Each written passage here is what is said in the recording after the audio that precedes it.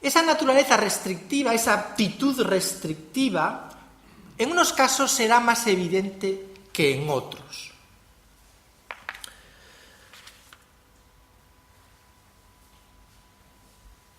Será evidente, en particular, la naturaleza restrictiva cuando nos hallemos ante las restricciones especialmente graves, cuando estemos ante conductas de fijación de precios, limitación de la producción, distribución, reparto de mercados y clientes.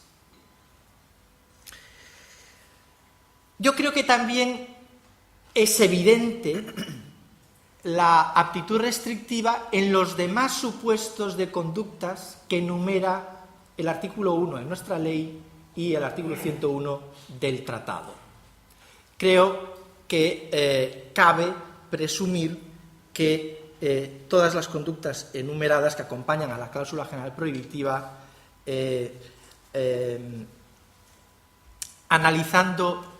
haciendo una valoración simplemente formal del contenido y de la finalidad objetiva, resultará con probabilidad la naturaleza restrictiva de esas conductas. En otros supuestos menos evidentes,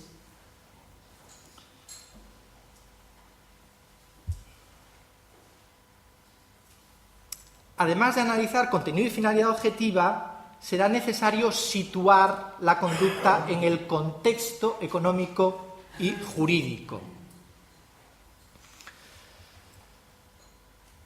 Analizando el modo en que las partes han aplicado el acuerdo, porque puede ser que la forma de aplicación varíe notablemente respecto al contenido y a la finalidad objetiva. Y también, aunque no es decisivo, también es oportuno examinar la intencionalidad subjetiva de las partes. Esta situación de la conducta en su contexto económico y jurídico sí que lleva ciertamente a analizar el mercado, a de alguna forma, aunque sea de forma meramente descriptiva, se establezca cuál es el mercado y la posición de unos y otros en ese mercado. Porque, como diré más adelante, calificar una conducta como restricción por objeto no tiene como efecto jurídico la eliminación del análisis económico. El efecto jurídico de calificar una conducta como restricción por objeto es otro, es de naturaleza probatoria. Es muy interesante el caso GlaxoSmithKline, porque hay una diferencia de opiniones entre el actual Tribunal General y el Tribunal de Justicia. Pero, bien, por razones de tiempo no me voy a detener en ella, pero si queréis después podemos debatirla. Reglamentos y directrices, dice la Comisión, proporcionan orientaciones no exhaustivas de qué es restricción por objeto o simplemente por efectos.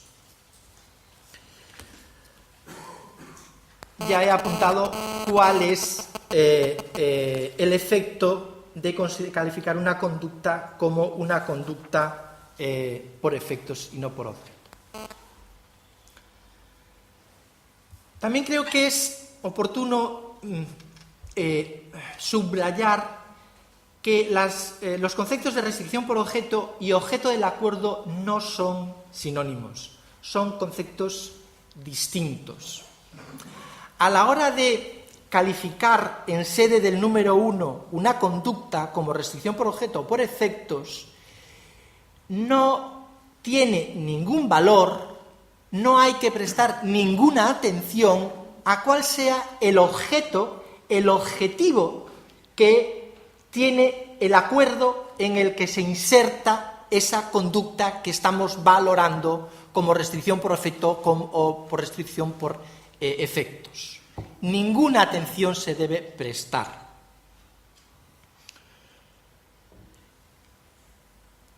Sí que tiene influencia el objetivo, que el objetivo sea lícito. Pero esa influencia es en el segundo paso que obliga el análisis de la prohibición colusoria, en el análisis de eficiencias, en sede del número 3. A la hora de realizar el balance entre eficiencias y restricciones, tenemos que observar cuál es el fin lícito, el objetivo lícito que persigue el acuerdo en su conjunto y ver si la restricción introducida es indispensable para alcanzar ese objetivo, ese objeto del acuerdo. También lo he adelantado. ¿Cuál es el efecto jurídico de calificar una restricción por objeto? La cláusula general habla de restricciones por efecto o por objeto. Por tanto, son alternativas. Este carácter alternativo es entendido por la jurisprudencia en el sentido de que tiene preeminencia el análisis de la restricción por objeto. De tal forma que, si probada que una restricción lo es por objeto, no es necesario examinar sus efectos en el mercado y solo si no se demuestra ese objeto restrictivo será necesario, a los efectos de declarar su licitud o no, probar tales efectos restrictivos. El efecto jurídico no es otro que el de trasladarle la carga de la prueba. Si la autoridad califica una conducta como restricción por objeto, queda liberada de probar efectos reales. Por tanto, está trasladando la carga de que esos efectos no se han producido, que son de menor importancia o que son indispensables para alcanzar el objeto lícito, eficiencias.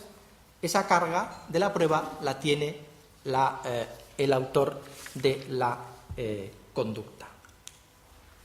Ese, a mi modo de ver, es el único efecto que tiene calificar una conducta por objeto o por efectos. No es eximir de análisis económico. Ese análisis lo hay. Y lo hay incluso, a mi modo de ver, en las restricciones especialmente graves. La experiencia, la teoría económica nos dice que ese tipo de conductas, ese tipo de restricciones especialmente graves no producen ningún beneficio. Son altamente nocivas para la competencia, para el interés general, para el bienestar de los consumidores. Cuando no estamos en restricciones por objeto especialmente graves, es necesario analizar el contexto económico y jurídico, y ahí el análisis económico también tiene su papel.